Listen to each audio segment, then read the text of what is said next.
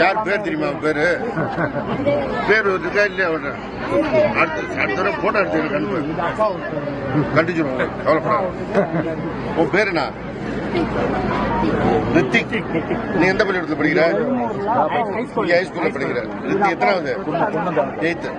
இவனை வந்து நேரா கேட்டு அந்த பஸ் கண்டக்டர் யார் திட்டினதுன்னு தெரிஞ்சுட்டு எனக்கு ரிப்போர்ட் பண்ண சொல்லு.